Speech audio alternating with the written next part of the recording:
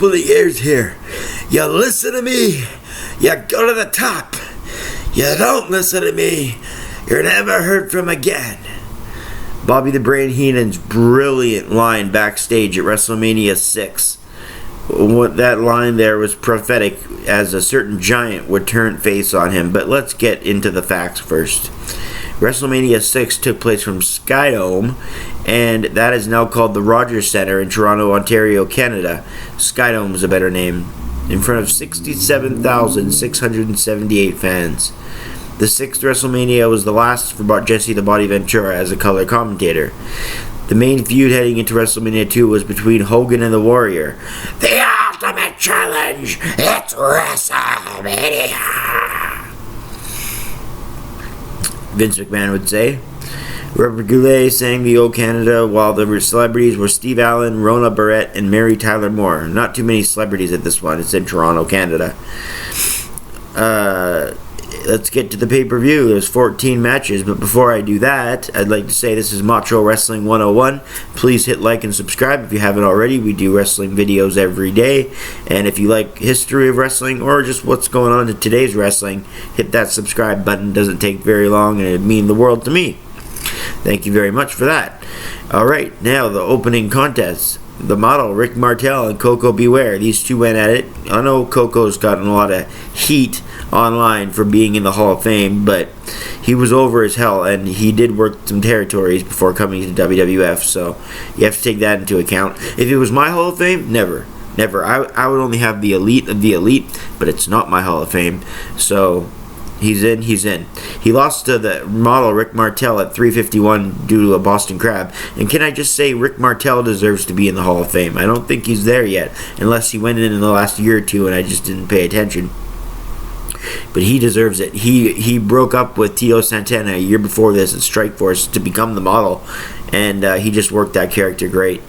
Next, we had Heenan's team. This is where he said that famous quote. The Colossal Connection, Andre the Giant, and Haku defending against Demolition, Axe, and Smash. Obviously, a bunch of big bodies here. Haku had to carry it with Smash and Axe the whole time, and yeah, it wasn't the greatest wrestling, but they did actually a decent job for the time they were allowed. I give this one 2 stars. The fans loved Andre turning on Heenan at the end and on a Haku.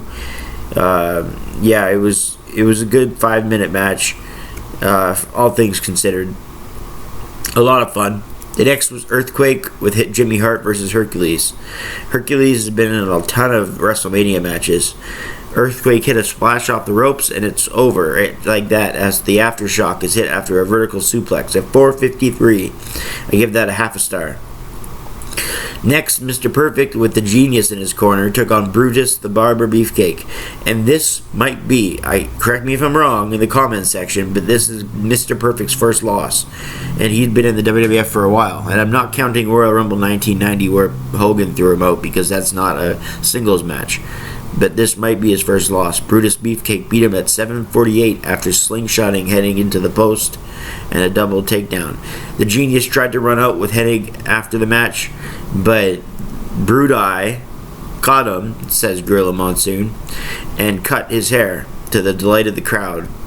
Lanny Poffo has short hair now. Well, not now, but in 1990. He just passed away 3 weeks ago, and I made a in memory a video of him. You can find on my in my channels. Just search in memory in my playlist. I did him, Crash Holly, and Mr. Perfect. Interesting. 2 of the 3 of those guys were in that match. Roddy Piper takes on Bad News Brown, two more wrestlers that are deceased. This match is controversial because Roddy Piper painted the entire half of his body, not just his face, not just his arm, not just his stomach, his legs, and who knows what else, half black. I don't want to know how much of his body was painted black if you get the picture. That's just a mental image I can't get out of my mind now. Sorry about that. Sorry if it did for you what it did for me. In the end, Piper and Brad News fought to a double count out at 6:48. I gave it a half a star. Hart Foundation wrestled under a minute. They beat Boris Zukov and Nikolai Volkov, and they asked everyone to stand up for the Soviet national anthem. and Monsoon elected not to rise. The Hart Foundation came up and hit the Heart Attack and got the 3 count in 19 seconds. Quarter of a star just because the Hart Foundation got their pop from Canada and they won. Otherwise, it's a 19-second squash, right? So a quarter of a star is being kind of nice in retrospect. Nonetheless, we have just the Barbarian, who has Heenan in his corner, versus Tito Santana. A singles match here. This one went a decent length, 4:33 for both guys. I mean, Santana can work a good match, sort of like Steamboat can. He's really quick in the ring. The Barbarian has that power. Is the power wrestler. The Barbarian got the victory at 4:33 with his feet on the ropes, so it took cheating to win. I gave it a star. Next, we have 2 guys that could put on classics, but they're caught in this awful mixed tag match. The first mixed tag match in wrestling history. Sapphire, Sweet Sapphire, as Dusty Rhodes would call her. Sweet Sapphire. With Miss Elizabeth versus Macho King Savage and Sensational Queen Sherry. Can I just say 2 things?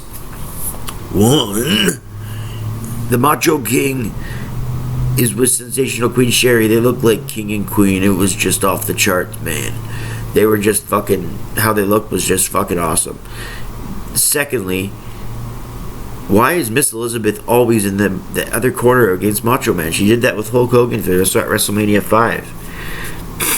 Sorry, I'm a bit stuffy. And yeah, so it just boggles my mind.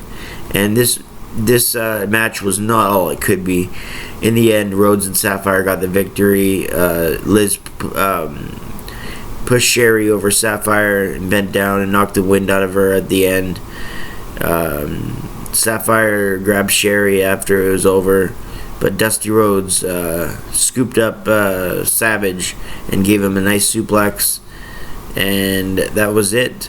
Rhodes and Sapphire beat the Savage and Sherry at 7:52. Simple enough, 2 stars, but that's being generous. The baby faces with Elizabeth got down, clapped after the match. I'll never do that again. I wish they'd never do that again. The Orient Express take on the Rockers. Here we do have a decent enough match. The Orient Express and the Rockers put on that classic match at Royal Rumble 91. This is just about a year before it, so I gave this match 2.5 stars. The Orient Express actually beat the Rockers by a countout after Michaels was caught up with Mr. Fuji. That's how that went. Hacksaw Jim Duggan versus Dino Bravo. Is Hacksaw alive? I think he might be. If not, rest in peace to both of them. Jimmy Hart and Earthquake were the managers. Jimmy Hart's still kicking around. Earthquake's gone too. It's an amazing thing. If you see a singles match or a tag match with managers, the commentators are gone, the referees are gone, the wrestlers are gone, the managers are gone. It's unbelievable how many people die from wrestling or in the wrestling world. Jim Duggan defeated Dino Bravo at 6:38 after he picked up his 2x4 and Earthquake tried to come in, but he rolled up his back and got a victory. 5 minutes too long. I only gave it a star. Jake Roberts, like Bobby Heenan, cut out an amazing promo during this event. Well, the $1 Million Man, Ted DiBiase, here we are at WrestleMania. It's the biggest match of your career. Why? Because everything you stand for is on the line. I'm going to paraphrase because it's a long promo I wrote out when I did my written review 10 years ago that I'm reading. I rewatched the events, by the way, and then I give my rating based on what I rewatched with what I wrote down, and I meet somewhere in the middle. But I'm just showing you. Jake Roberts said, "Why is it your biggest match?" I'm not going to say everything, but I'm going to quote this line. "You made fun of all the people you humbled over the years. You humiliated them. Well, now it's my turn. I'm going to make you beg, DiBiase. You are going to get down on your hands and knees, and you'll be the one humbled. This time you'll be the one humiliated. This time you'll be the one who begs for all the money.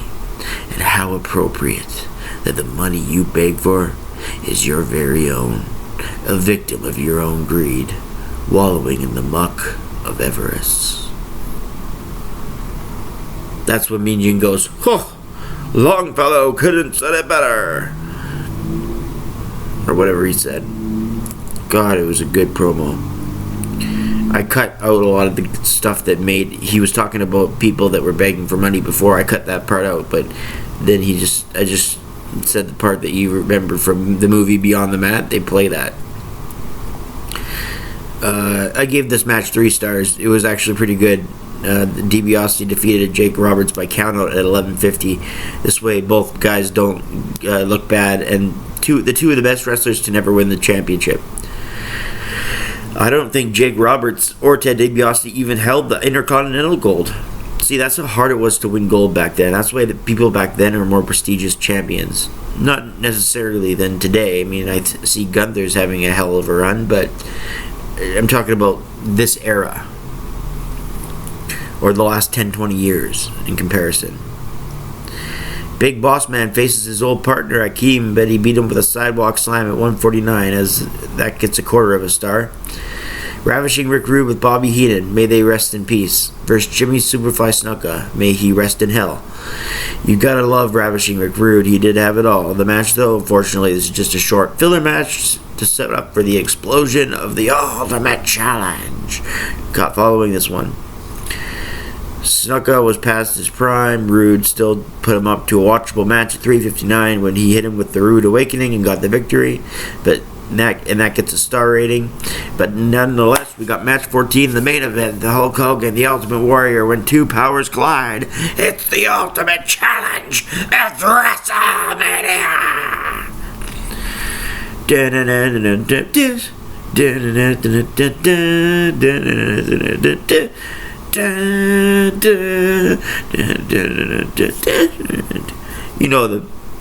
You know the theme. It's a little corny that I'm singing it, but you know it. Alright, this has classic written all over it. This was 1990s PWI Pros Wrestling Illustrated Match of the Year.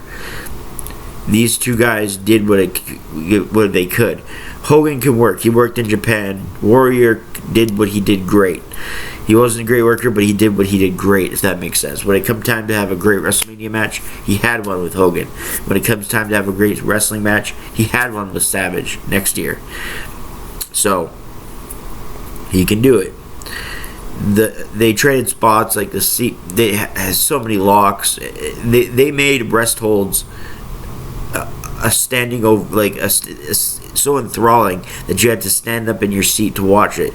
This match, just who could overpower who was the main focus, and the fans would react to everything they fucking did. Their body language, facial expressions, mannerisms. I can't put it into words. I can't articulate how good of a job they did in this match without being technical wrestlers. Probably one of the best performances you'll ever see between two big guys, not technical wrestling. Okay? That's probably the best way I could say it. So, if that doesn't give them their due, I apologize, but there's a crisscross spot where they both would leap over the other one and then power slam them, and the fans would react, and they'd look around side to side in disbelief. So it really was like two titans clashing off. Hogan goes for his leg drop after the big boot to the face. He misses it. Warrior comes out the ropes with his big power splash. 1, 2, 3. Hogan kicks out at 3, but it's already too late. The Warriors won the title, says Jesse Ventura. He shakes the ropes, and Hogan goes like this to the gods, and then like saying that was 2, and he went like this. The perfect moment that Warrior was going like this, shaking the ropes. Oh my god, it didn't get better. I mark out just watching that shit. 4.5 stars all day long. 4.5 all day long. This show was saved by the main event. It had a lot of boring filler, but there were some decent matches, and the main event and the feel from the skydome made it a 6 out of 10 WrestleMania. This WrestleMania was better than 1, 2, 4, and 5. The only WrestleMania I think is better is 3 so far of the 6. So it's the second best WrestleMania. I'm Brett Mix. Still watch the WrestleMania reviews with me. We have a blast. We're doing number 7 next. Hit like and subscribe. And thank you for watching. Until next time, I'm out.